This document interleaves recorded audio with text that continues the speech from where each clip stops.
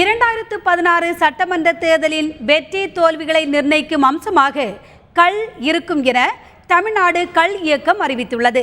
சென்னையில் பெரியார் நினைவிடத்தில் அஞ்சலி செலுத்திய பின்னர் செய்தியாளர்களிடம் பேசிய அந்த இயக்கத்தின் ஒருங்கிணைப்பாளர் நல்லசாமி இவ்வாறு கூறினார். கள் ஒரு போதைப் பொருள்தான், கள் மதுதான் என அந்த சட்டப்பேரவை உறுப்பினர் நிரூபித்து விட்டால் தமிழ்நாடு கள் இயக்கம் கொண்டிருக்கக்கூடிய கோரிக்கையினை விலக்கிக் கொள்ளும். அங்கீகரிக்கப்பட்ட அரசியல் கட்சிகள் தரப்பில் வாதிட எங்களிடம் வரலாம்.